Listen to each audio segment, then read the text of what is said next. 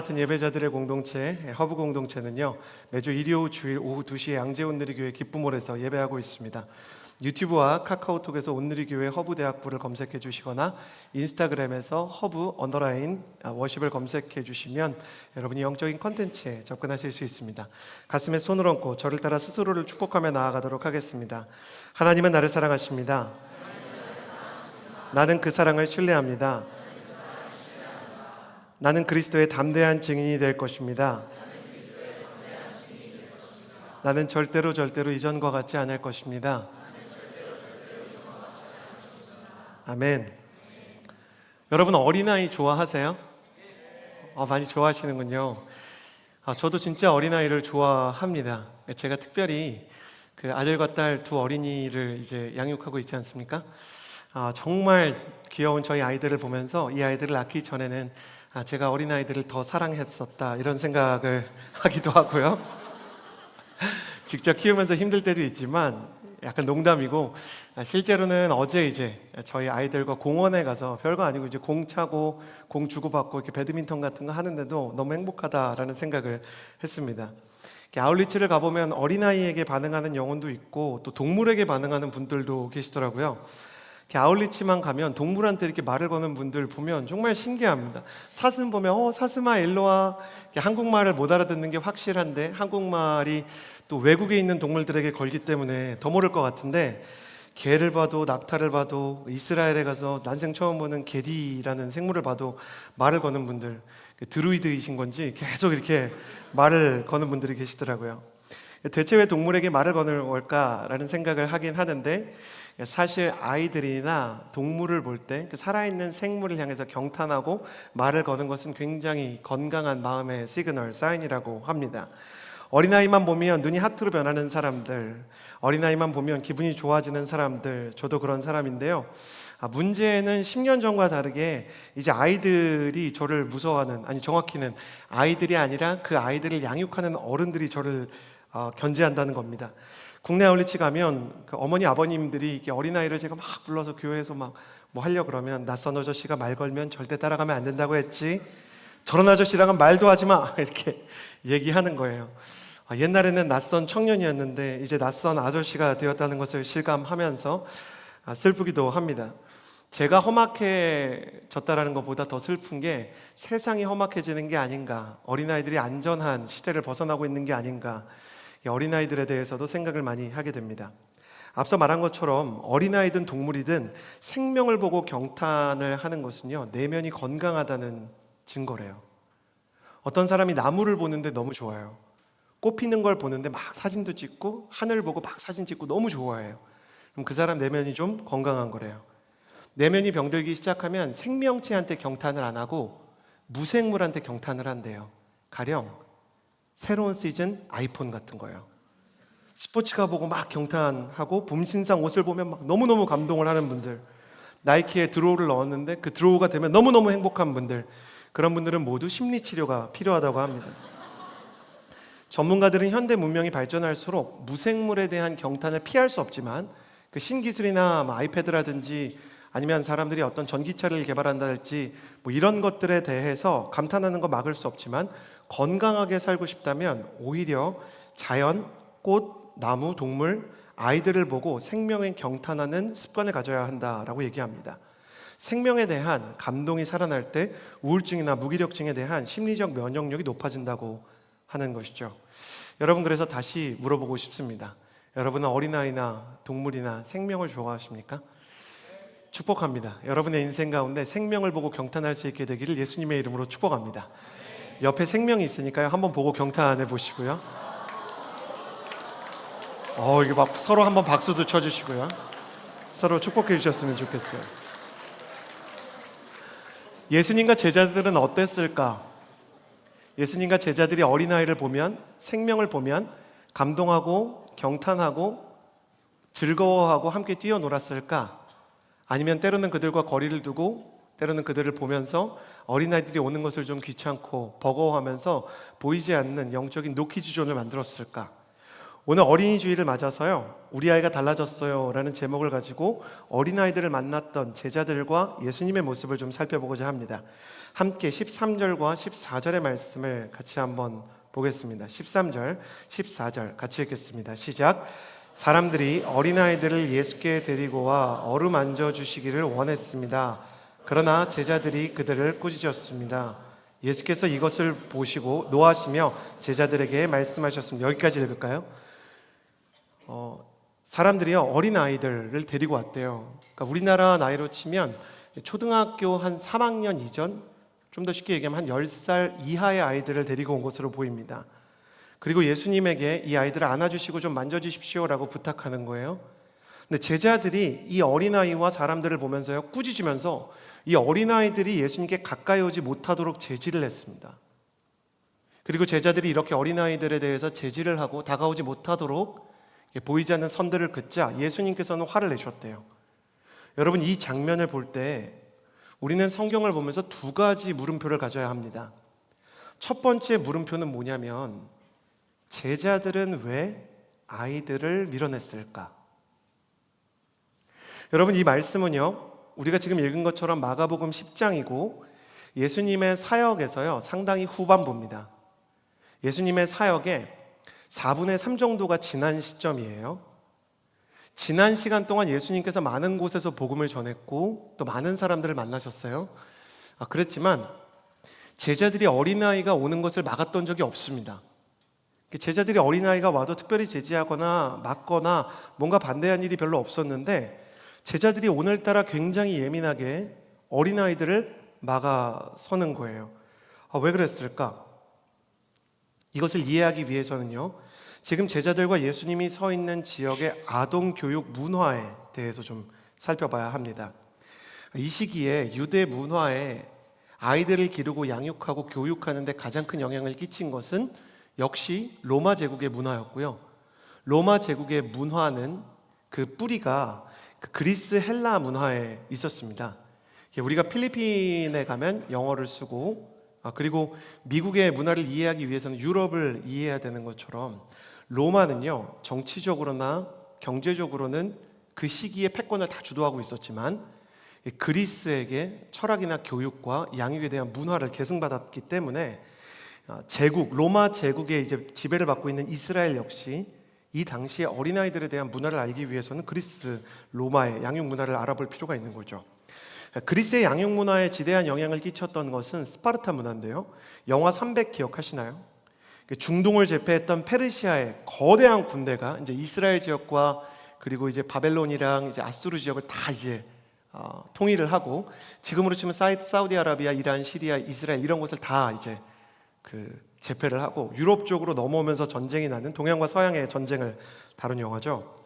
이 거대한 군대가 쳐들어오는데 그리스는 항복을 할까 아니면 저항을 할까 고민을 하게 됩니다. 항복을 해야 된다는 사람의 의견이 점점 커질 때 스파르타의 왕 레오니다스는 300명의 전사를 이끌고 페르시아에 목숨을 걸고 대항을 합니다. 이 영화 300에서 300명의 전사들이 정말 이 많은 페르시아 군대를 맞서 싸우는 장면과 함께 저렇게 수영복처럼 이렇게 간단한 복장 하나 걸치고 300명의 몸이 다 저렇게 생겼거든요. 몸이 이렇게 막 좋은 사람들을 보면 스파르타의 문화를 알게 되는 것이죠. 이 영화에서 스파르타 문화에 대해서 처음에 딱 첫 장면에 얘기를 하는데요, 스파르타에서는 아이가 태어나면 아이가 다 자라기 전에 공식적인 검사를 하는데요, 아이가 질병이나 장애가 있다든지 체중이 적거나 학습이 느리면 국가적으로 그 아이를 합법적으로, 영화의 표현입니다, 폐기했습니다. 그러니까 버리고, 이거는 이 아이를 양육하는 데 드는 식량이 아깝다, 그러니까 이런 판단을 내리는 것이죠. 이것이 우리가 생각하는 그리스에서 가장 강력한 국가, 여러 국가로 구성되었던 그리스 중에 스파르타만 이렇게 생각했을 것이다 라고 이렇게 여기는 분들이 계신데, 그렇지 않습니다. 스파르타뿐 아니라 전 그리스에서 영화를 유기하거나 혹은 살해하는 것은 합법적인 것이었고 널리 시행되는 일이었습니다. 그리스의 위대한 철학자이자 그리고 지도자였던 아리스토텔레스는요, 허약한 아이를 돌보는 것은 국가의 이익에 위배된다라고 얘기했고요. 플라톤과 같은 사람들이나 그리스의 모든 지도자들 중에서요, 40이 넘은 여성이 아이를 임신하게 될 경우에는 낙태를 하는 것이 훨씬 더 낫다라는 것이 사회 전체의 풍조였습니다. 어린아이들은요, 성경의 문화를 보아도 어린아이들을 오병이어 때 보면 여자와 어린아이를 제외하고 5천 명이라는 표현이 나오는데, 사람의 수를 셀 때 인간으로 어떤 사람을 편입시킬 때 잘 세지 않았죠. 로마에서 굉장히 지배하고 있는 나라에 대해서 타이트하게 압박하는 룰들이 많지 않았거든요. 그러니까 우리가 성경을 보면 대제사장이나 사두개인 같은 우리나라로 치면 국회의원들이나 아니면 장관들이나 아니면 정부의 형태를 다 갖춘 것을 볼 수 있거든요. 근데 로마가 금지하는 게 딱 4개 있었어요. 딱 4개. 첫 번째는 세금을 내야 된다. 그래서 이제 세리들을 미워했던 거죠. 많은 세금을 부여하니까요. 두 번째, 이거는 어떤 식민 통치를 하는 나라가 다 똑같을 것 같은데, 군대를 가질 수 없다. 세 번째는 야간에 사람이 많이 몰리는 집회를 할 수 없다. 그 집회를 허가받고 싶으면 총독과 매우 깐깐한 절차를 거쳐서 총독과 황제의 승인을 받아야 됐어요. 마지막 4번째는요, 사람을 가두거나 벌금을 주고, 그리고 사람에게 40에 감한 매와 같은 태형을 하는 거 다 괜찮은데, 사형을 할 때는 로마가 파견한 총독의 승인을 받아야 된다. 그래서 예수님께서 십자가에 못 박히실 때 사두개인과 그리고 그들의 분봉왕으로 세워졌던 헤롯이 동의를 했는데도 마지막 최종 판결을 누가 내립니까? 로마의 총독 본디오 빌라도가 내리게 되는 거예요. 그런데 여러분, 예수님께서 태어나셨을 때 베들레헴에서 왕이 태어났다는 소식을 듣고 헤롯 왕이 베들레헴의 2살 아래 아이를 다 죽이라는 명령을 내리죠. 그렇게 했을 때 로마가 헤롯 왕에게 어떠한 페널티도 주지 않는 거는요, 2살 어린아이들은요 사람으로 치지 않았기 때문입니다. 그러니까 이 정도로 어린아이와 아기들은 법적인 보호로부터 사회적인 복지와 정서적인 지원으로부터 굉장히 멀리 떨어져 있는 존재였어요. 물론 유대교의 교육에서 모든 생명을 소중하게 여겨야 된다는 문화와 풍조가 있었지만, 그리스 로마가 가지고 있었던 이런 어린아이들에 대한 냉정하고 잔인한 문화가 유대에도 영향을 끼치기 시작했습니다. 그래서 이상규 교수님이라고 백석대에서 역사신학을 가르치는 교수님이요, 초대교회가 직면했던 사회적 문제 중에 가장 중요한 것 중에 하나가요, 영아유기였대요. 로마 지역에서 그리고 그리스 지역에서 너무 많은 어린아이들이 버려지니까, 그 시대에 공인된 일반화된 사회적 간행이니까 이거는 잘못된 일입니다 라고 이야기하고 고아원을 짓고 어린아이들을 기르기 시작한 게 기독교가 시작한 사회복지의 시작점 중에 하나라는 거예요. 나중에 로마 황제에 의해서 기독교가 공인되고 자유를 얻고 나서는요, 이제는 기독교 없이는 도저히 어린아이들의 소중함이 보장되지 않는 사회가 되었기 때문에 어린아이들을 위해서라도, 그리고 사회 인구와 국력을 위해서라도 기독교는 꼭 필요한 존재가 되었고 사람들에게 존경을 받기 시작했습니다. 하지만 초대 교회가 공인되기 전까지는 어린아이들에 대한 처우가 열악했기 때문에 어린아이들은 너무나 위험한 환경 속에서 살았던 거죠. 특별히 오늘 말씀 마가복음 10장을 보면 가버나움에 계시던 예수님이 요단강을 건너서 요단강의 동편으로 가셨다는 기록이 있는데요, 마가복음을 연구한 신학자 로버트 귤리히는요, 이스라엘의 북동부 요단 동편 지역, 그러니까 요단강을 기준으로, 우리는 한강을 기준으로 강남과 강북이라는 표현을 쓰잖아요. 이스라엘은 요단강을 기점으로요, 진짜 이스라엘 문화가 강한 쪽은 요단강 서편에 많고요, 요단강 동편은 이스라엘과 유대교 문화가 약간 이렇게 약해지는 면이 있어요. 아무래도 요단 동편이 외세와 더 가까웠기 때문인데요, 외세 쪽이랑 이 가까웠기 때문에 이 신학자들이 이 요단강 이 동쪽 북동부 지역에서는 더 많은 스파르타식, 그리고 그리스식, 그리고 로마식 어린아이들에 대한 홀대가 이루어졌다고 얘기합니다. 그래서 신학자들은 이 아이들이 버려진 아이들일 것이라고 추정하는 사람들이 많아요. 그 근거로 오늘 말씀 13절을 다시 보십시오. 부모들이 어린아이를 예수께 데려와라고 써 있지 않아요. 사람들이 어린아이들을 예수께 데려와라고 써 있는 거예요. 성경은 인칭 대명사에 굉장히 예민하거든요. 만약에 어떤 아버지나 어머니가 아이를 데려왔으면, 여러분 우리가 달리다굼 소녀가 일어날 때 보면 회당장이면서 아버지라는 표현이 나오고 누가 누구의 아버지고 또 어머니면 나오거든요. 귀신 들린 아이가 있을 때도 그 아버지가 달려왔다라고 얘기하는데, 사람들이 데려왔다는 거는 그 아이들의 친부모가 아니라는 얘기입니다. 그리고 이 버려진 아이들은 대부분 어떻게 지냈는가? 로마에서 그리스에서 대부분 버려졌지만 생존한 아이들은요, 어린아이들에게, 다른 생존한 어린아이들에게 구조가 되거나 아니면 이 범죄 집단에게 길러지는 경우가 많았다고 얘기합니다. 그러니까 소매치기나 매춘이나 아니면 뭔가 다른 육체 노동에 시달리는 아이들이라는 거예요. 우리가 유럽의 관광지인 프랑스의 파리나 이탈리아의 로마에 가면 소매치기를 정말 조심하라는 말을 종종 합니다. 여러분 유럽 여행 갈 때 실제로 조심하셔야 되거든요. 제가 2005년에 처음 유럽에 갔을 때 그 프랑스 파리에서요, 어린아이들이 막 몰려와가지고 그 열쇠고리를 사달라고, 그 에펠탑 열쇠고리 있잖아요. 그 사실 한국에도 팝니다. 근데 그거를 막 사달라고 막 아이들이 오는 거예요. 그러니까 성화에 못 이겨서 어르신 한 분이 아이들에게 열쇠고리 한 세트를 샀는데요, 그리고 나서 버스에 타보니까요, 핸드폰이랑 카메라가 다 사라진 거예요. 그러니까 아이들이 성화를 부리면서 막 사주세요 사주세요 하면서 막 매달리는 동안 사실은 열쇠고리를 파는 게 목적이 아니었던 거예요. 그러니까 이 아이들은 어린아이였지만 범죄 세계에서는 완전히 프로였던 겁니다. 그러니까 제자들은 이 어린아이들이 불완전하게 보이는 거예요. 제자들은 요단강을 기준으로 서편에 살았지만 강 하나를 사이에 두고 이 동편의 아이들이 어떤 아이들인지를 너무 잘 알았고, 사람들이 데려오고 부모가 없이 자란 아이들이 얼마나 위험을 끼칠 수 있는 아이들인지, 얼마나 범죄 집단에 소속되어 있을 가능성이 있는지를 생각하고 범죄 소년단으로부터 예수님을 보호하기 위해서 아이들을 밀어냈을 것입니다. 제자들이 너무 나쁜 사람이라고 생각하지 않으셨으면 좋겠습니다. 이분들은 단순하지만 충성스럽고 리더이자 랍비인 예수님을 지키려고 한 겁니다. 근데 예수님께서 화를 내시는 겁니다. 그래서 우리는 제자들이 아이들을 왜 밀어냈는지는 좀 이해가 됐는데, 예수님은 그럼 제자들의 마음을 아셨을 텐데 왜 화를 냈을까에 대해서도 생각해 보아야 하는 것입니다. 예수님을 보면요, 마가복음 10장에 오기까지 후반부로 올 때 제자들이 에스코트 할 때 화를 내신 적이 없어요.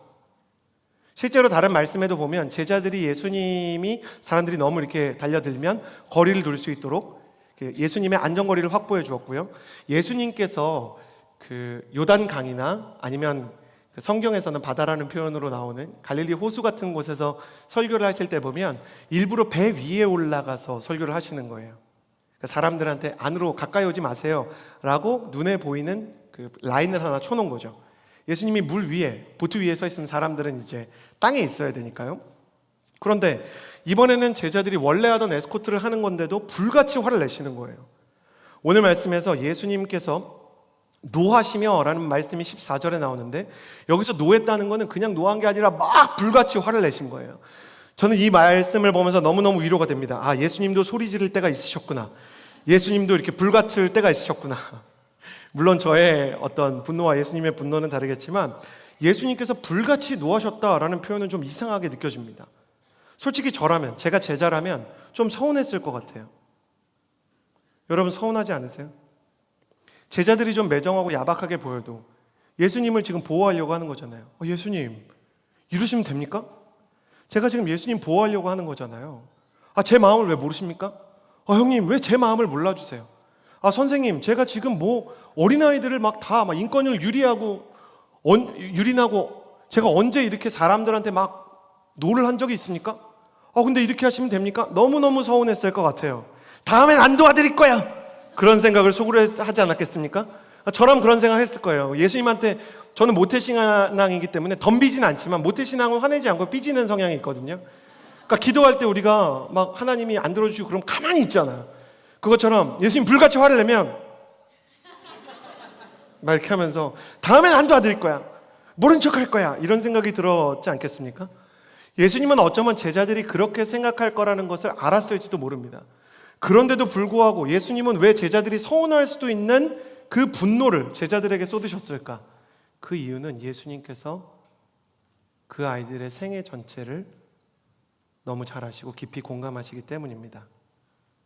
제자들의 판단이 맞습니다. 이 아이들은 좀 위험한 아이들일 수 있습니다. 부모가 없이 자랐고 고대문으로 갈수록 어린아이들을 이용하는, 그리스든 로마든 심지어 조선시대든 어느 문화권에서든 어린아이를 통해서 부당한 이익과 범죄의 도구로 쓰는 사람들이 있다는 것을 생각하면 위험한 아이들일 수 있지만, 이 아이들이 지금 쇼미더머니, 범죄소년단에 자기들이 돈 한번 벌어보겠다고 지원한 게 아닙니다. 소매치기를 통해, 매춘을 통해, 도둑질을 통해, 협박을 통해 아니면 사람들에게 뭔가 유도하는 유흥 행위를 통해 뭔가 인생 한번 펴보겠다고 이 일을 한 게 아니라는 겁니다. 이 아이들은 아무것도 할 수 없었던 어린 시절에 부모에게 버림을 받고 사람들에게 외면을 받았어요. 겨우 다른 사람들의 손길에 구출을 받아서 겨우겨우 살아가야 했던 아이들이죠. 배운 것도 없고 사랑과 격려나 정서적인 지원에 대해서는 온전히 받지 못해서 삐뚤어진 마음이나 태도를 가지게 된 거예요. 예수님은 그 아이들의 마음과 좀 이상해 보여도 그 아이들의 상처를 이해하고 계셨습니다. 이 아이들의 인생을 한 단어로 줄이면 아마도 거절감일 것입니다. 이 아이들에게도 친구가 있습니다. 그러니까 살아남았겠죠. 이 아이들에게도 돌봐주는 어른이 있습니다. 하지만 그래도 거절감의 상처가 남아 있습니다. 눈을 감으면 내 아빠는 왜 나를 외면했을까? 내 엄마는 왜 나를 모른 척할까라는 생각이 나이가 들면 들수록 들었을 것입니다.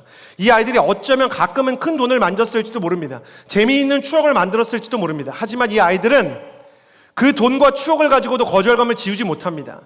이 아이들은 험난한 세상에서 생존한 저력이 있습니다. 하지만 이 아이들에게는 그럼에도 불구하고 저력으로 극복할 수 없는 거절감의 절벽이 있는 것입니다. 늘 많은 사람들과 함께 지내고 나름대로 자신의 인생의 생존을 위해서 최선을 다하지만 가슴 한 자리가 늘 식어있고 얼어있는, 이제는 눈물조차 나지 않는 이 아이들의 이야기는 현대를 살아가는 우리의 모습과 다를 게 없습니다. 좋은 학교를 나오고 원하는 직장에 취업을 해도 마음 한구석이 비어있고 정서적인 빈자리가 있어서 성공을 하면 할수록 너무나 많은 청년들이 우울증과 공황장애와 불안장애와 불면증에 시달리는 이 시대의 정서적인 결핍과 너무 닮아있는 사람들인 것입니다.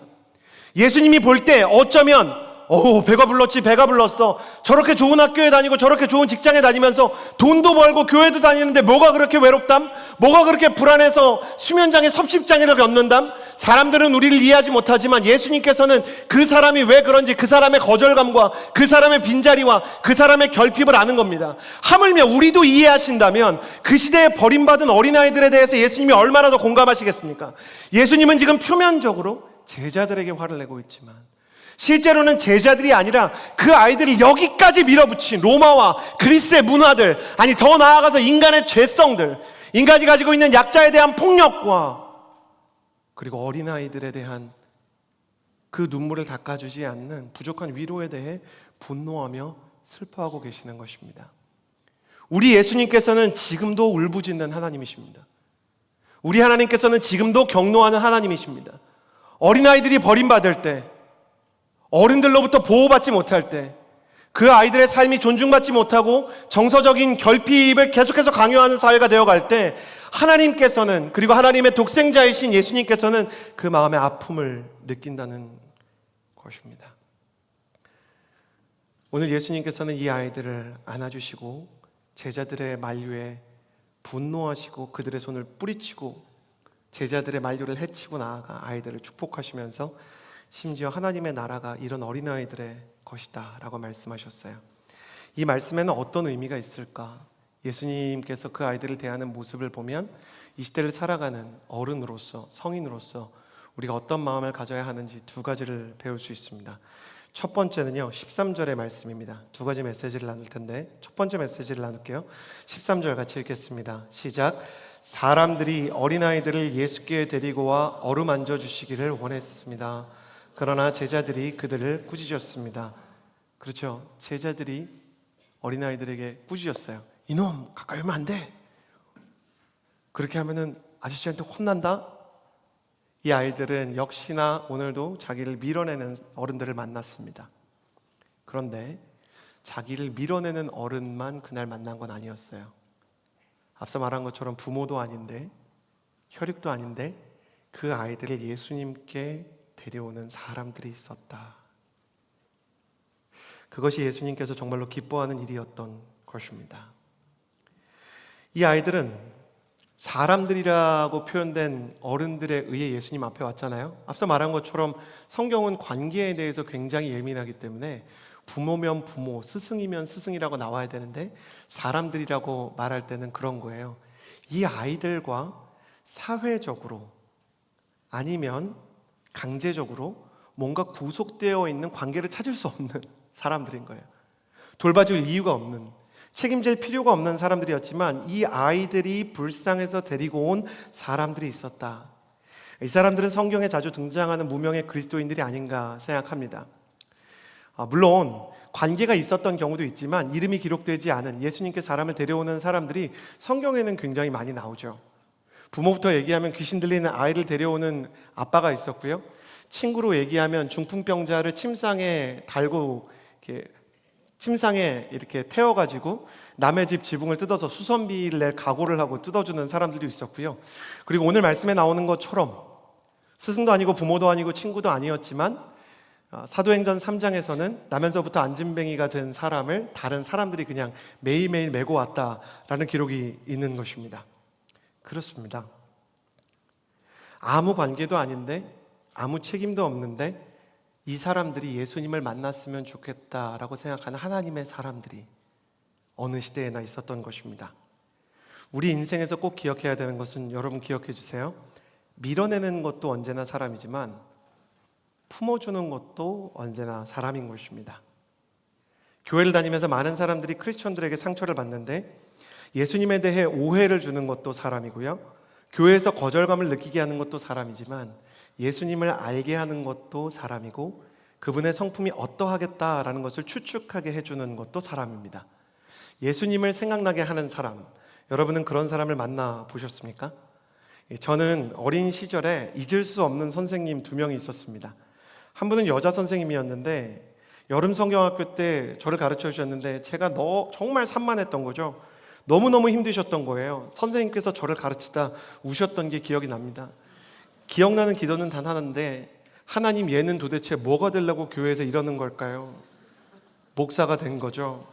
그래서 저는 산만한 아이들을 보면 기쁩니다. 그리고 아이들에게 이렇게 말합니다. 계속 산만하세요. 산만한 사람들은 목사 되고 선교사 됩니다. 놀라운 건 그러면 애들이 갑자기 조용해지기 시작합니다. 그 어린 심령에도 목사는 못할 짓이라는 생각을 하나 봅니다. 그런데도 그 선생님이 저를 포기하지 않고 안아주면서 우셨던 게 기억이 납니다. 한 분은 제가 청소년 때 온누리교회에서 만난 남자 선생님이에요. 여자 선생님 한 분, 남자 선생님 한 분이 예수님을 생각나게 하셨는데 남자 선생님은 한 번은 제가 집을 나와서 방황하는데 그분 집이 남양주인데 저는 부천에 살았었어요. 제가 이제 집을 나와가지고 교회도 안 가고 또 집에도 안 들어가고 학교도 안 가고 그러는데 제가 교회 친구들한테 말했어요. 나 집 나와서 좀 이상한 말인데 좀 쉬다가 돌아가려고 한다고. 그러니까 그 얘기를 이제 들려주니까 별 얘기 아니었는데 선생님이 연락도 안 되는 저를 위해서요 남양주에서 부천까지 와서 부천 시내를 다 뒤지기 시작했던 거예요. 저는 그걸 몰랐고요. 선생님이 며칠째 뒤지다가 저쪽에서 저를 발견하고 서신아 이렇게 소리를 지르는데 전 진짜 우연히 만났는 줄 알았거든요. 나중에 보니까 그분이요 해야 되는 그 직업도 3일 동안 내려놓고 저를 찾으려고 저를 만나셔서요 저랑 같이 식사를 하고 그리고 노래방도 가주시고 그분이 막 노래도 못 부르는데 말달리자 같은 거 막 이상하게 엇박으로 부르시다가 저한테 잘 놀아도 좋은데 꼭 들어갔으면 좋겠어요. 이렇게 막 설교를 잘하거나 잘 가르치시는 막 이렇게 뭐라 그럴까요? 좀 유려하게 말하는 분은 아니었는데 탕자의 메시지를 들려주면서 나와도 좋은데 들어갈 집이 있다는 거 기억했으면 좋겠다. 그런 이야기를 해주셨어요. 결국 그분에 의해서 전 교회가 참 안전하다는 생각을 하고 예수님께서는 항상 나를 기다리시는구나, 하나님께서는 나를 잊지 않으셨구나라는 것을 배우게 되었던 것 같습니다. 그때는 잘 몰랐는데 시간이 지날수록 그 여자 선생님, 남자 선생님과 같은 분들이 기억이 나요. 전 이 어린아이들도 그랬을 것 같아요. 자기를 데려온 아무 책임도 없는 이 어른들의 인도함과 손길에 어떤 마음이 담겨 있는지 아이들은 미처 알지 못했을 것입니다. 그럼에도 불구하고 중요한 건 어린아이가 기억하지 못해도 사람들이 그 아이를 데려갔을 때 그 사람들은 하나님께 쓰임을 받았다는 겁니다. 제자들을 보면 안타까워요. 왜 그 사람들처럼 하지 못했을까? 저는 이유가 그거라고 생각합니다. 너무 힘겨웠기 때문에. 그 예수님과 함께 사역한 날들을 보면 전 진짜 힘들었을 것 같아요. 여러분 일단 5,000명 먹이는 사건만 생각해 봐도요. 오병이어 사건에서 남자만 5,000명, 여자와 어린아이까지 15,000명 하거든요. 그러면 저희가 카운트다운해서 식당팀이나 간식팀 할 때 그거 직접 나눠주려고 그러면 몇 명 정도를 저희가 세워나면요 보통은 못해도 200명에 1명은 세워야 되는 거예요. 그러면 정말 많은 사람들이 필요하거든요. 이 100명 가까운 사람이 필요한데 12제자한테 너희가 먹을 것을 주라, 그리고 다 나눠주라 그래요. 그리고 음식물 쓰레기도 너희가 다 수거해와라, 이렇게 얘기해요. 뿐만 아니라 예수님이 가는 곳마다 사람들이 많아서요, 성경에 그런 말들이 나와요. 식사할 시간도 부족했고 잠잘 시간도 부족했다. 그러니까 예수님과 함께했던 초대교회의 MC단은 너무 힘들었던 거예요. 그리고 강제 3년 연임이었기 때문에 막 여기저기 따라다녀야 되고, 그리고 예수님이랑 같이 자기 직업 다 내려놓고 내일이 뭔지 알 수 없는, 오늘 어디서 잘지 알 수 없는, 길거리에서 노숙도 많이 했을 것이고 굶기도 많이 했을 거예요. 그리고 사람들은 너무 많이 몰려드니까 정서적으로도 한계가 느껴지지 않았겠습니까? 그러니까 이렇게 힘들고 이렇게 지쳤기 때문에 그 아이들의 눈을 바라보기가 정말로 어려웠던 거예요. 한때 이렇게 어떤 배우가 간호사 이렇게 성대모사 하는 게 유행하지 않았습니까? 자, 좀 아파요? 따끔? 막 이렇게 얘기하지 않습니까? 그건 그 간호사 선생님이 마음이 안 따뜻해서가 아니라 너무 많은 사람들을 상대해야 하고 너무 많은 사람들을 만나다 보니까 한 사람 한 사람 어떻게 좀 아플 텐데 걱정 많이 되시죠? 그렇게 얘기할 만한 정서적 에너지가 고갈될 수 있다는 겁니다. 뱁새가 황새를 쫓지 못하는데 제자들이 어떻게 예수님의 깊은 뜻을 따를 수 있겠습니까? 그 자체가 불가능합니다. 비난받아야 됩니까? 그렇지 않습니다. 저는 제자들이 이런 모습을 보여줘서 오히려 감사할 때가 많습니다. 사실 우리가 이쪽으로 가면 안 된다는 걸 알려주시기 위해 먼저 혼나주신 분들인 거죠. 그런데 나중에 베드로는요, 우리가 사도행전에서 나눈 것처럼 성전 미문에 앉아있는 안진뱅이를 나면서부터 40살이 될 때까지 걷지 못한 그 안진뱅이를 베드로가 20살이라고만 아주 젊게 쳐도, 혹은 30살이라고 쳤을 때 수없이 만났을 그 안진뱅이를 다시 알아보고 그를 물끄러미 예수님의 사랑의 시선으로 바라보며 에게이로의 예수의 이름으로 일어나라 라고 말하는 사람이 됩니다. 언제 그가 바뀌었는가? 성령이 임하셔서 바뀐 겁니다. 성령님께서 내 안에 충만하기 전까지는 내가 다른 사람들을 품을 만한 여유가 없을 수 있는 것입니다. 성령님이 임하셔야 그 사랑의 품이 넓어지는데요, 그것도 쉽게 넓어지는 게 아니라 서서히 넓어지는 겁니다. 성령의 열매, 사랑이든 화평이든 희락이든 오래 참음이든 자비든 충성이든 절제든 어떤 열매든요, 성령의 열매라고 표현되는 것은 씨앗을 심고 다음날 바로 열매가 날 수 있지 않다는 것입니다. 반대로 말하면 성령의 열매가 지금 당장 맺히지 않아도 성령의 씨앗이 내 마음에 심길 수는 있는 것이죠. 예수님께서는 제자들에 대해서 격노하시면서요, 한 신학자는 이렇게 표현해요. 예수님께서 제자들에게 격노하신 것은 그들을 꾸짖고자 한 것이 아니라 그들에게 잊지 않도록 정신의 마음에 예수님의 사랑을 각인시키기 위함이었다. 그쪽으로 가면 위험해, 불에 손대면 안 돼 라고 얘기할 때 그게 위험한 걸 아는 것처럼, 아빠가 갑자기 안 돼 라고 얘기하면 그 순간이 기억나는 것처럼, 제자들은 예수님이 떠나고 나서도 그 순간을 기억하게 되었고, 아이들을 대할 때, 사람을 대할 때 그래, 한 번 더 돌아봐야지 라는 생각을 하게 되었다는 것이에요. 제자들에게 이 타이밍의 롤모델은 아마도 아이들을 예수님께 데려온 사람들이었을 것입니다. 그렇다면 어떻게 하면 우리가 지친 제자들의 모습에서 따뜻한 무명의 크리스천으로 마음을 시프트할 수 있을까요? 첫 번째는 물론 성령의 대망을 기다리고 임재를 기다리면서 성령께서 우리 인생 가운데 열매 맺기를 바라야 하는 것이지만, 다른 방법이 하나 있는데요, 한 사람을 예수님께 데려오도록 마음의 결단을 하는 것입니다. 한 영혼을 예수님께 데려올 수 있는 자리로 가는 것입니다. 더 쉽게 말하면 우리가 예수님께로 데려가야 하는 사람들이 모여있는 유대 북동부와 같은 지역으로 가보는 것입니다. 그것이 무엇이냐면 아울리치입니다. 아울리치는, 여러분 PPL이라고 생각하고 벌써 웃으시는데 아니에요.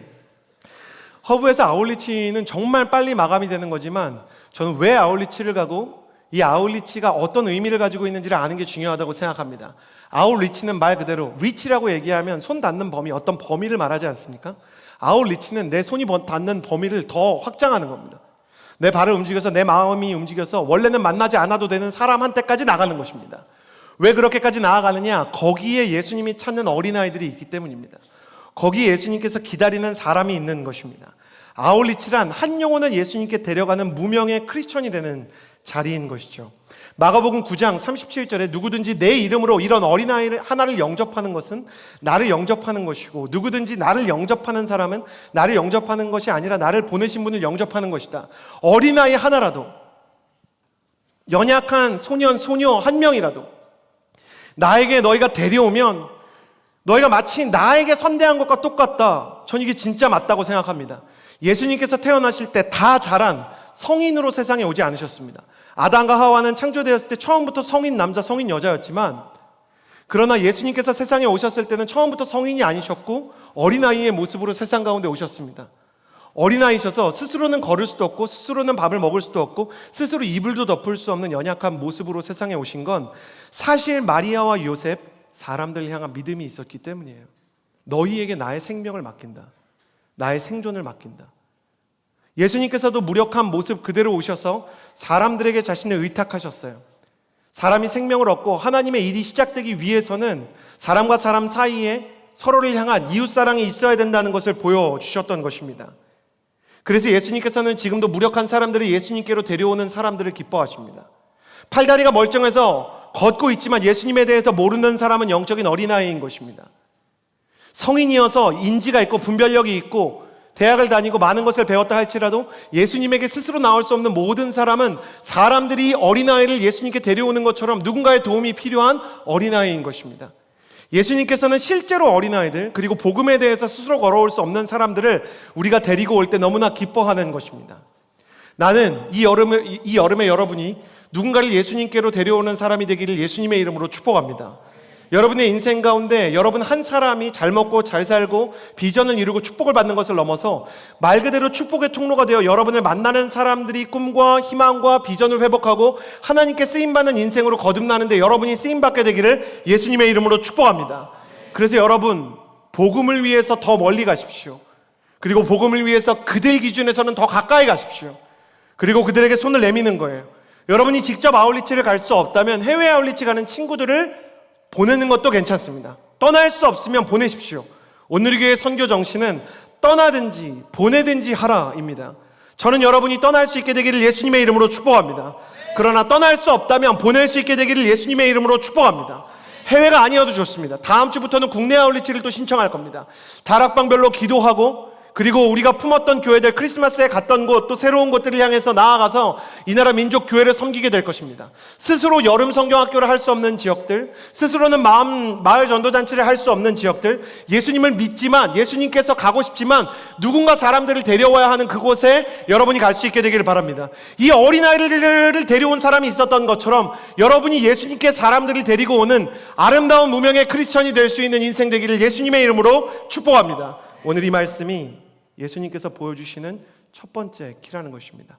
이 무명의 크리스천들 때문에 이 아이들이 달라지고 우리 아이가 달라졌어요 라고 말할 만한 변화가 있었을 것입니다. 두 번째 말씀입니다. 15절에서 16절 말씀 같이 읽도록 하겠습니다. 15절 그리고 16절입니다. 함께 읽겠습니다. 시작. 내가 너희에게 진실로 말한다. 누구든지 어린아이와 같이 하나님 나라를 받아들이지 않는 사람은 결코 그곳에 들어가지 못할 것이다. 16절. 그리고는 어린아이들을 꼭 껴안아 주시며 손을 얹으시고 축복해 주셨습니다. 어린아이들을 예수님께 데려온 아름다운 무명의 크리스천들, 익명의 선교사님들을 통해서 어린아이들의 삶이 달라졌다면 두 번째 어린아이들이 달라진 것은요, 어린아이들 스스로에게 있었던 이 내재적인 태도입니다. 그것은 바로 망설이지 않는 발걸음이죠. 예수님은 이 어린아이들을 보시면서 다소 황당한 말씀을 하셨어요. 누구든지 이 어린아이와 같이 하나님 나라를 받아들이지 않으면 누구도 천국에 들어가지 못한다. 앞서 말한 것처럼 이 어린아이들이 뭔가를 잘한 건 아니거든요. 많이 봐준 거지. 이 어린아이들은 여전히 소매치기일 수도 있고 매춘을 일삼을 수도 있고 가난하고 못 배우고 매너가 없는 친구들일 수도 있어요. 그런데 예수님은 그럼에도 불구하고 오히려 헌신된 제자들에게까지, 그러니까 우리에게까지요, 오늘날의 크리스천들에게도요, 이런 삐뚤어진 아이들을 본받으라고 말씀하세요. 왜 그런가?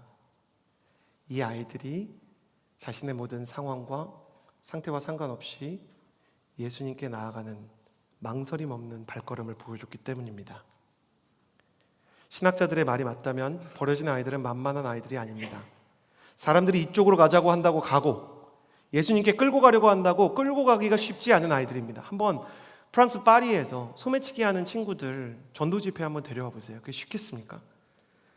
그런데 아이들이 나왔다는 것은 사람들도 초청했지만 이 아이들도 동의했다는 것을 보여줍니다. 근데 예수님께서 아니야, 이 아이들이 올 수 있어. 그러니까 다시 아이들이 아무것도 없었던 것처럼 달려가기 시작했던 거예요. 이 아이들의 마음을 뭐라고 얘기할 수 있을까? 담대함? 그건 약간 좀 너무 기독교적인 용어 같아요. 좀 쉬운 단어로 표현하자면 이 아이들에게는 거룩한 뻔뻔함이 있는 거예요. 뻔뻔한 겁니다. 예수님께 나아가는 발걸음이 망설여지지 않는 거. 예수님께서는 이 어린아이와 같은 자들이 천국에 간다라고 말씀하셔서요, 얼핏 보면 어머, 어린아이 같지 않은 나는, 이미 때에 쩌든 나는 못 가나 보다, 주님께서 누군가를 거절하려고 말씀하시는 게 아니라 사실은 이런 메시지인 거예요. 너 그냥 와도 돼. 너 그냥 발걸음을 돌이켜서 아빠한테 와도 괜찮아. 미워하면 미워하는 그대로, 상처가 있으면 있는 그대로, 해결되지 않는 분노가 있으면 있는 그대로 와도 괜찮아. 너가 어떻게 맨날 잘할 수 있어? 너가 어떻게 완벽한 의인이 될 수 있어? 그랬으면 내가 안 왔겠지. 내가 너희를 위해서 온 건 네가 그럴 수 없기 때문이야. 어린아이의 믿음은요, 진짜 의심 없는 믿음인 것 같아요. 거절감이 임해도 다시 안기러 오는 것이 어린아이들의 마음인 것입니다. 어른이 되면서는 그 용기가 없어져요. 밀어낼 것 같은 사람에게 다가가지 않는 법을 배우는 게 어른이 되는 핵심이 된 것 같아요. 센스라는 표현을 쓰는데, 여러분 센스가 무슨 뜻이에요? 환영받을 수 있는 행동과 환영받을 수 없는 행동을 예측할 수 있는 능력이 센스 아니에요? 그러니까 센스가 많으면 많을수록 사람은 누군가에게 나아갈 때 망설일 수밖에 없게 되는 것이죠. 이재원 목사님은 오늘 설교하시면서 그런 말씀 하시더라고요. 어린아이와 같은 마음은 의심 없는 믿음이고, 의심 없는 믿음은 모든 상황이나 모든 상태에도 불구하고 하나님 아버지께로 담대히 나아가는 모습이다. 예수님께서는 우리에게 이 어린아이들을 통해 이런 질문을 하고 계시는 거예요. 당신은 당신의 연약함과 거절감에도 불구하고 하나님께 나아갈 용기가 있습니까? 오늘 내가 예배당을 통과할 때 예수님께서 너무 기뻐하시고 좋아하시리라는 믿음이 있습니까? 여러분에게 그 하나님의 사랑이 있게 되기를 바랍니다. 여러분이 느끼든 느끼지 못했던 저 문을 통과할 때 예수님께서 너무 좋아하셨을 거예요. 목회자로서도 어떤 친구들이, 사연이 있고 아픔이 있는 친구들이 교회에 온 걸 보면 응원이 되고 격려가 됩니다. 오늘 너 왔구나. 너 오기 힘들었을 텐데 오느라 수고 많았다. 마음 가운데 아픔이 있고 상처가 있는데 어떻게 여기까지 왔니? 수면장애, 불안장애를 겪으면서 내일에 대한 두려움이 있으면서 사람에 대한 고통이 있으면서 어떻게 또 예배하겠다고, 어떻게 또 아울리치 하겠다고, 어떻게 또 섬기겠다고 이 자리에 왔니? 내가 너의 마음을 안다 말씀하시는 거예요. 사랑하는 여러분, 하나님 아버지에 대한 오해를 이겨내고 다시 하나님 앞으로 나아갈 용기가 있게 되기를 바랍니다. 교회에 대한 상처를 벗어나 다시 공동체 속으로 들어와 동역자를 구하는 회복의 용기가 있게 되기를 바랍니다. 히브리서 11장 6절에 이런 말씀이 있어요. 믿음이 없이는 하나님을 기쁘시게 하지 못하나니, 여러분 이 말씀을 꼭 기억해 주세요. 하나님께 나아가는 자, 그러니까 어린아이처럼 하나님의 품 안으로 들어가기 원하고 하나님의 사랑과 인도함을 받기 원하는 자들은요, 두 가지 믿음이 필요하대요. 반드시 그가 계신 것과, 이건 다 믿을 거라고 생각합니다.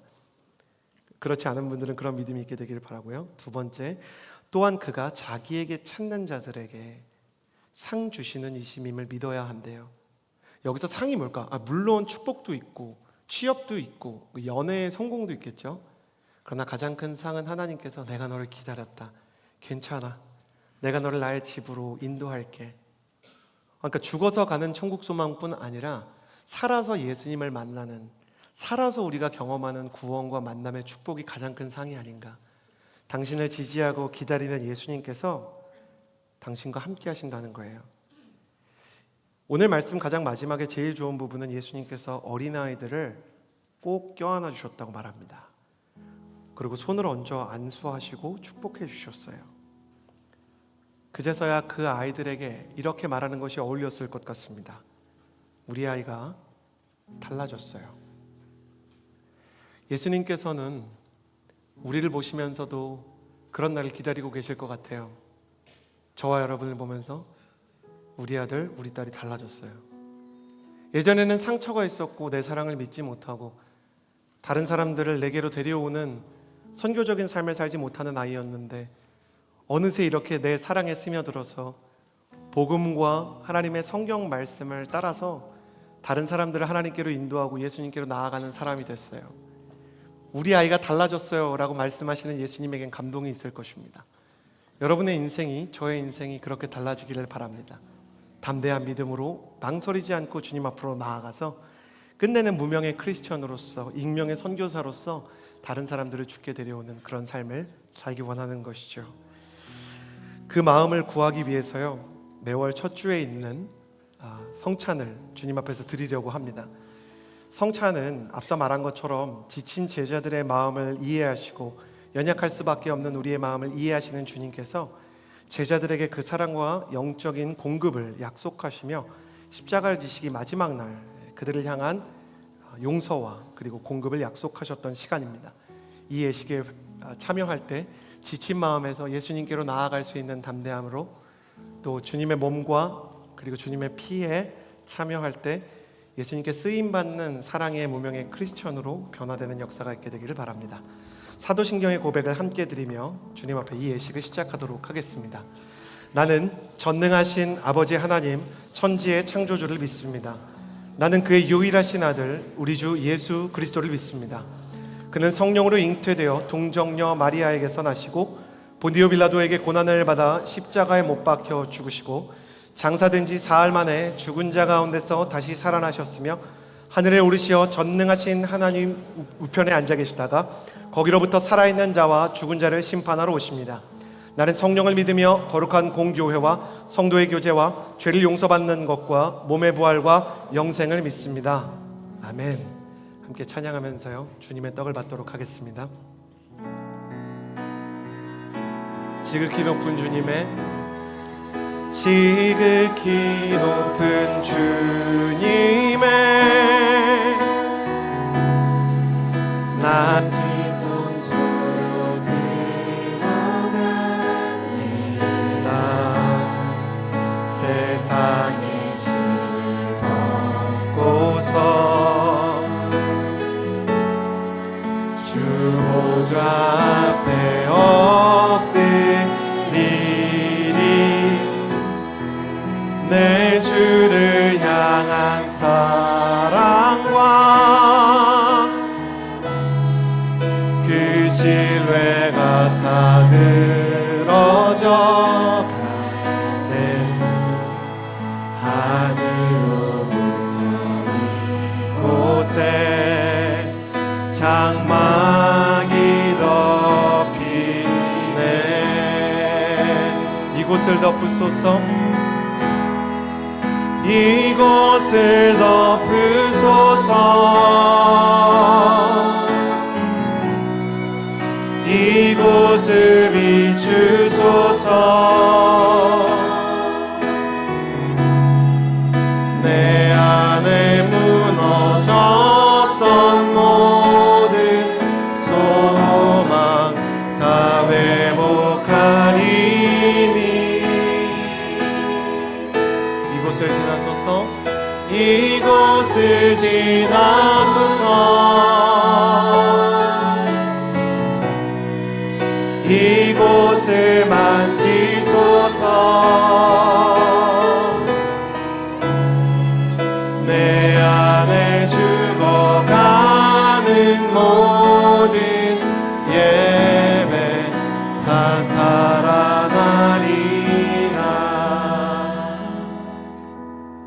예수님께서 우리에게 주신 떡을 요한복음은 생명의 떡이라고 표현하고요, 예수님은 스스로를 하늘의 양식, 하늘의 떡이라고 표현하셨어요. 이것은 모세의 시대에 하나님께서 이스라엘 백성이 광야를 헤매일 때 그들에게 주셨던 만나와 같은 것이죠. 내 인생에 더 이상 힘을 낼 수 없고 어떤 곳에서도 정서적인 영적인 공급을 받을 수 없다 생각하는 결핍과 고갈의 시간들이 있습니다.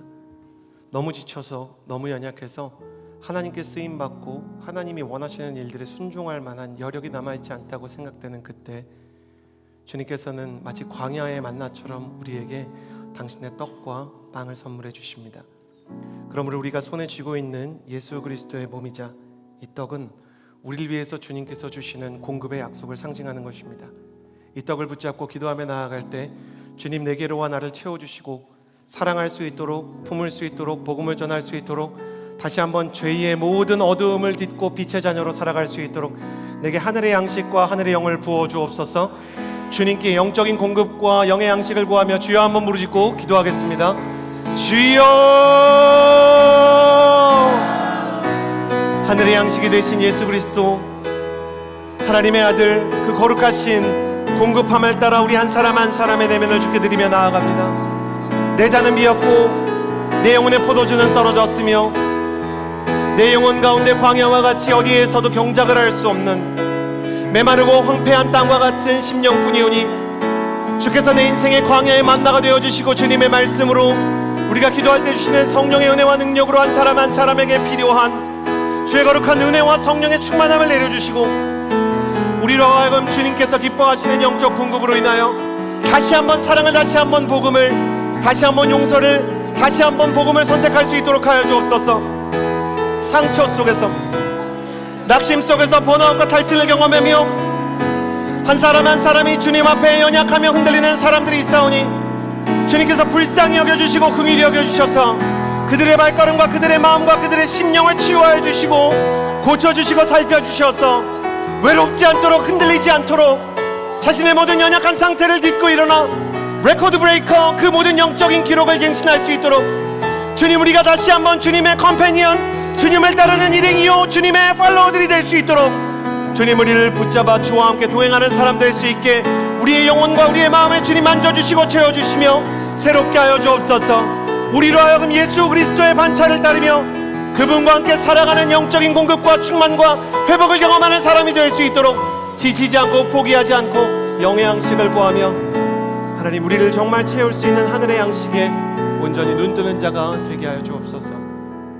우리 영혼 가운데 온전한 양식과 하늘의 떡을 약속하신 주님, 주님께서 그 자체로 우리 영혼의 양식이시오니 주님의 성령과 말씀으로 우리를 채워 광야와 같은 결핍과 거절감 속에서도 그 모든 상실과 상처를 다시 딛고 일어나게 하여 주옵소서. 감사를 드리며 예수님의 이름으로 기도드렸습니다. 아멘. 떡을 떼어 참여하도록 하겠습니다. 계속해서 찬양하면서요 잔을 받도록 하겠습니다. 보혈을 지나 하나님 품으로, 보혈을 지나 아버지 품으로, 보혈을 지나 하나님 품으로 한 걸음씩 나아가네. 보혈을 지나, 보혈을 지나 하나님 품으로, 보혈을 지나 아버지 품으로, 보혈을 지나 하나님 품으로 한 걸음씩 나아가네. 존귀한 주 보혈이 내 영을 새롭게 하시.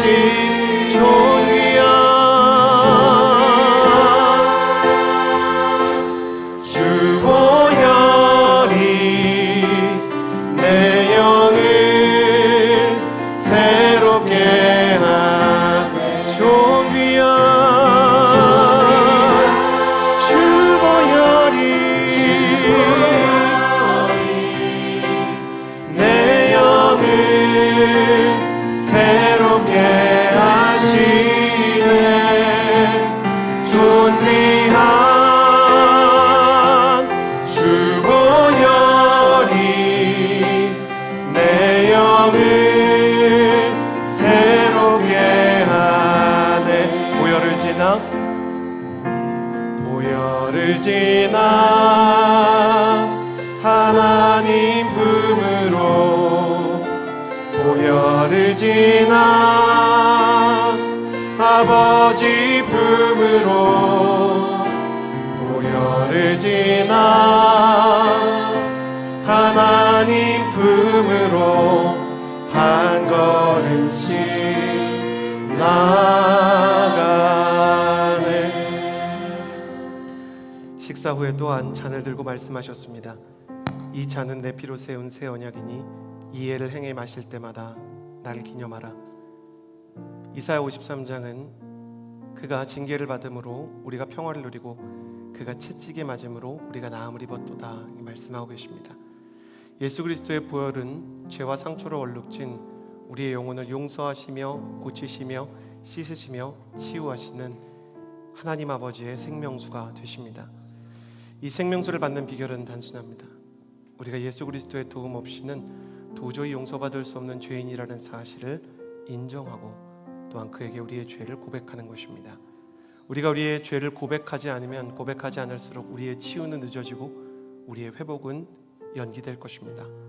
그러나 오늘 우리가 예수 그리스도 앞에서 우리의 죄와 우리의 허물을 고백하면 주께서 우리의 죄와 허물을 용서해 주실 것입니다. 큰 목소리가 아니어도 좋습니다. 한 손을 가슴에 얹고 한 손은 보혈을 상징하는 잔을 붙잡고 기도할 때 주님, 나에게는 교만이, 음란이, 거짓이, 분노가, 질투와 나태가 있습니다. 나를 고쳐주시고 예수의 보혈로 씻어주시며 새롭게 하여 주셔서 회복시켜 주옵소서. 우리 그 마음을 가지고 예수님께 우리의 죄를 고백하며 기도합시다. 기도하겠습니다. 좋으신 하나님 아버지, 주님의 사랑과 주님의 구원과 주님의 보혈을 구하며 한 걸음씩 나아갑니다. 존귀한 주님의 보혈이 우리를 새롭게 하며 또한 존귀한 주님의 사랑이 우리 한 사람 한 사람을 고치시기 원하는 것을 압니다. 그러나 우리 마음 가운데 있는 예수 그리스도의 치유를 위해 꼭 필요한 회개의 고백을 드리려 하오니 우리 안에 있는 교만과 분노와 미움과 나태와 거짓과 음란을 씻을 수 있도록 하여 주옵소서. 하나님, 내 마음속에 반복되는 죄악과 하나님을 근심케 할 만한 분노들이 있습니다. 내 안에 믿지 못하는 어린아이처럼 나가지 못하는 의심과 흔들리는 마음이 있사오니 주님, 우리의 연약함과 우리의 부족함을 하감하여 주시고 우리를 고쳐주셔서 우리로 하여금 주님께서 정말로 기뻐하실 만한 하나님의 사람으로 치유되게 하여 주옵소서. 내 모습 이대로 사랑하시며 내 모습 이대로 사용하신다는 주님의 그 사랑과 그 메시지를 따라가는 하나님의 사람이 될 수 있도록 도와주옵소서. 예수 그리스도 앞에 죄를 고백하며 나아가오니 있는 모습 그대로 나아가 주님, 망설임 없이 주께 쓰임받는 자가 되게 하여 주시고 주님, 예수 그리스도를 어린아이처럼 받아들이고 예수 그리스도 앞에 우리의 마음을 망설이지 않고 나아가 고백하는 믿음과 용기가 있게 하여 주옵소서. 의심이 없는 믿음, 망설이지 않는 예배, 하나님의 사랑을 신뢰하는 그 거룩한 하나님께서 기뻐하시는 마음이 있어 하나님께 나아가는 자들은 그가 계신 것과 그가 자기를 찾는 이들에게 상 주시는 이심임을 믿어야 할지니라. 그 말씀이 나의 고백 되게 하여 주옵소서. 우리 잔을 들어 참여하도록 하겠습니다. 마지막으로 기도할 때 주님, 우리가 은혜 받은 자로서 어린아이들을 메고 온 무명의 선교사들, 익명의 크리스천처럼 예수 그리스도를 믿는 사람으로서 한 영혼을 주님께로 데려오는 사람이 되기를 원합니다. 하나님, 나를 사용하여 주셔서 선교지로 보내어 주옵소서.